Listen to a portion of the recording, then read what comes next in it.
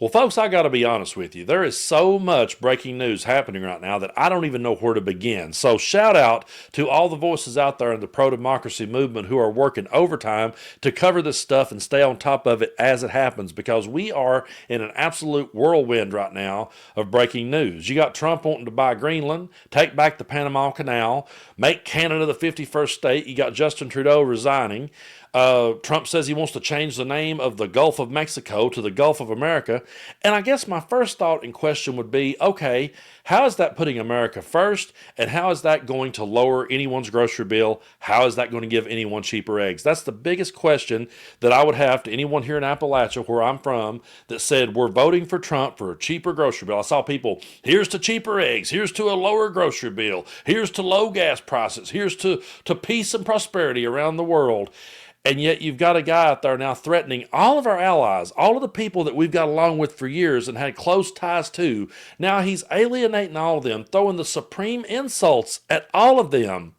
And none of these things that he's doing is actually going to fix any of the problems that he said he was going to fix. It's really all one big distraction. And I want to bring up this tweet right here from Ben Mycelis, because he absolutely nails it right here. Wake up. All of this is to distract you. Prices are not getting lower. Housing is not being solved. There is no Ukraine peace deal. He is a weapon of mass distraction. Do not fall for it again. I mean, I really do believe that Ben is spot on right there. All this is one big distraction from the fact that Donald Trump deep down knows that he cannot fulfill any of the promises that he made on the campaign trail. He knows that. He realizes that. But he has got to keep his base motivated and feeling like they're fighting for something. And now he's throwing out all these ridiculous ideas. But as he does so, he's alienating our allies and he is insulting them. And he's out there saying things like, there are people in Greenland who are MAGA. People in Greenland are MAGA. People in these other countries are MAGA. And that really got me to thinking. I thought, okay, how can people in other countries be MAGA?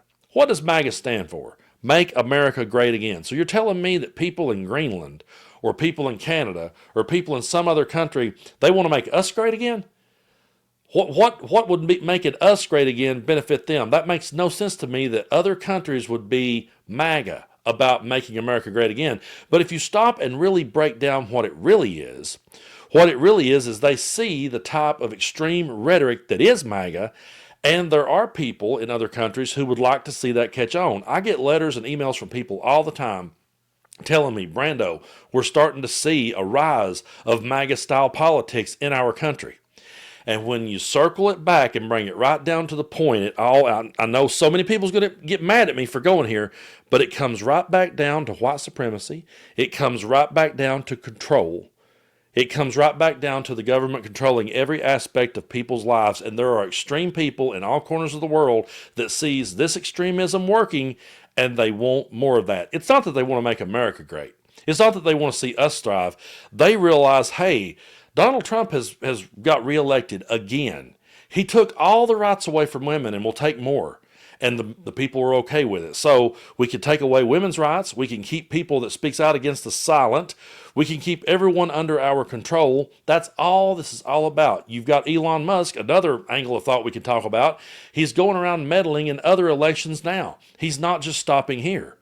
So everything they preached about on the campaign trail and everything they worried about happening, a billionaire owning them and pulling the strings of government, is happening right in front of our faces. It's all happening. And people are okay with it. They're just going through the motions. However, there are some people in MAGA who are upset about this, and they're saying, wait a minute, this isn't America first. This isn't going to lower our grocery bill. To those people, I would say this, and I know I said that I never want to sit and have a beer with racist people. I never want to sit and have a beer with MAGA, and I still mean that. But if they're at the point now where they're realizing that they got played, I would like to talk to them now and say, okay, despite all of our differences, we're probably never going to be exchanging Christmas cards, but can you at least admit now that what you went out there and stood in the heat for and passed out from heat exhaustion from, all the ideas that you stood up for are not happening now. All the things you wanted to see fixed are not happening now. So if you truly believed in those issues and you wanted to see those issues fixed and you really wanted to see your country move forward, then could you please look around and say, hey, maybe we got played, and maybe it's time that we realize we have got to get away from this extreme kind of behavior. We don't want that coming here. It's already here. We're already living in this nightmare, and we're going to be for a long time. But it's going to take people. It's going to take reasonable people. It's going to take people who have stayed quiet for a long time finally speaking up and speaking out. And I know what a lot of you are thinking. Well, Brando, they missed the golden opportunity to do so in the election. A whole lot of people stayed home. Yeah, a whole lot of people stayed home because they completely lost faith in the system. And they lost faith in the system because they saw a lot of people fighting amongst themselves. They saw nothing changing. And they just said to themselves, well, the grocery bill was cheaper under Trump. I'm staying home. I don't care anymore.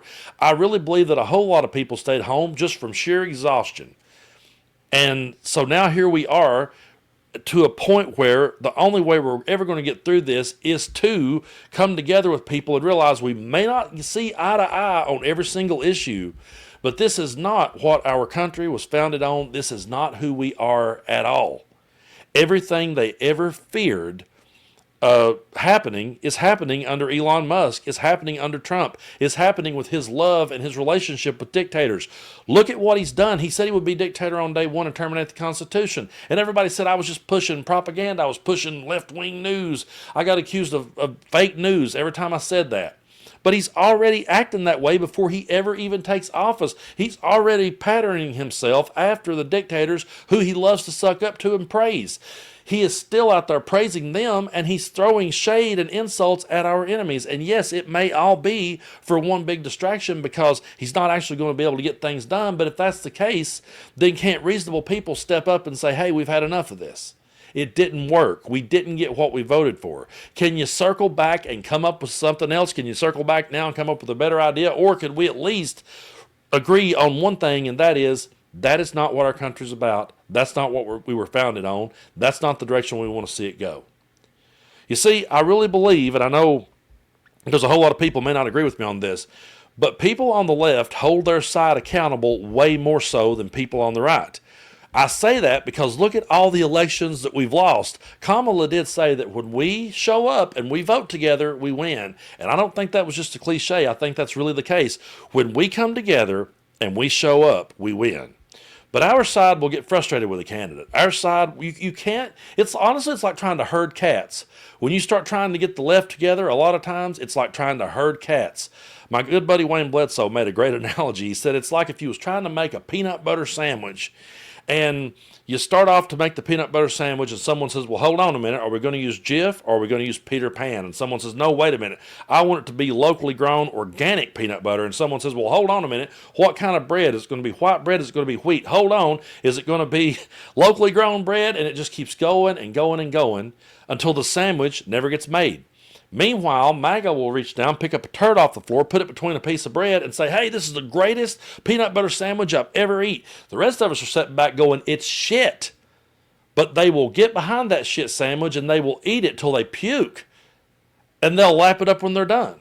That's what we're up against. So our side always has a harder time coming together, and we will hold our side accountable to the point that we won't even show up and vote. Meanwhile, we're going up against people who aren't going to get anything they voted for and are still going to turn around and vote for it. Why? Because Donald Trump gives them some sort of feeling that they're owning the libs. It is a very frustrating battle to be fighting at this point. It truly is. But again, I really believe if they're going to start jumping ship, then that's when we have to have a serious talk about what we want in this country. That's when we have to have a serious talk that, you know what, don't get distracted by all the culture wars. Let's talk about the class war. Let's talk about the fact that really we are all in this together and we're all going to suffer under this presidency. MAGA may not realize it yet, but they're not getting what they voted for and they're going to suffer under this presidency. So maybe, as bad as I hate to say it, my good buddy Coach Steve brought it out on a live we did, they're going to have to feel it.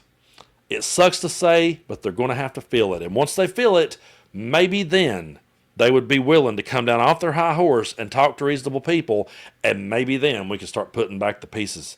But it's going to take a long, hard road ahead. We're not even started yet, folks. We've not even got started, and it's completely coming off the rails. He is honestly at this point like a monkey at the zoo, just slinging shit at the walls and hoping something sticks to distract you from the idea and the fact that he's never going to fulfill any of the promises that he made. That should upset people. It has upset us before. There's been plenty of times that I voted for someone and went, damn it, we didn't get what we wanted. Will they ever reach? Some of them are. Some of them are starting to reach that point, but more's going to have to, and more's going to have to realize that we're in this together, and we're going to have to figure out a way to make this work together. But I truly appreciate y'all for coming along on this crazy whirlwind with me, and I'm just doing my best, because sometimes I will come up with an idea the day before, and I'll say I'm going to talk about that in the morning, and then I wake up in the morning and the whole story is down the drain, and we're starting over somewhere else with a new story. That's how fast the news is breaking. But I truly applaud everyone out there who's trying to stand on the right side of history, who's trying to stand up for democracy, who's trying to stand up for women's rights, who's trying to stand up for the future of our country, and to those out there who understands what we truly were founded on. We're up against a lot of people that spend a whole lot of time watching Celebrity Apprentice, and they think this is a reality show. We've got to educate people that it's not. We got to let them know what we're really about, and we got to stand up to this extremism, because it is catching on in other parts of the world. And the other parts of the world, they're not about making America great again. They're about making extremism the norm, and we cannot allow that to happen.